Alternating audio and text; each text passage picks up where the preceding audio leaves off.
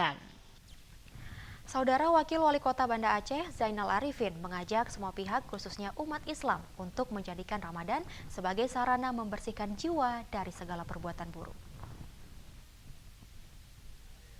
Hal tersebut disampaikan Wakil Wali Kota Banda Aceh kepada TVRI di Atakupik kemarin sehubungan memasuki bulan suci Ramadan 1439 Hijriah.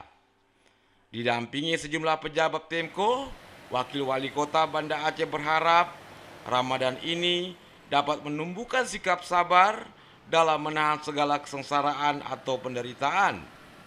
Mungkin ada di antara kita mengeluarkan perkataan kotor, menggunjing kejelekan teman, berkhianat, pembohong dan bertengkar.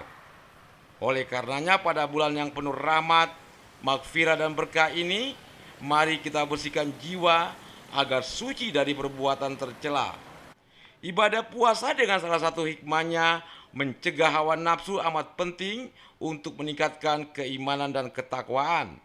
Baik ini di mana Ramadan yang setahun cuma 1 bulan, mari kita maksimalkan memanfaatkan bulan Ramadan ini untuk kita meningkatkan ketakwaan kita kepada Allah Subhanahu wa taala, dan sehingga di saat kita keluar dari Ramadan nanti kita menjadi orang-orang yang disayangi, yang dikasihani oleh Allah Subhanahu wa taala.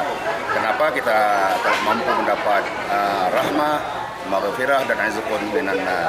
Sehingga nantinya di saat kita meninggalkan dunia yang fana ini, insyaallah kita bisa husnul khatimah. Oleh sebab itu diharapkan ibadah puasa dapat membawa manfaat terhadap masyarakat di kota Banda Aceh.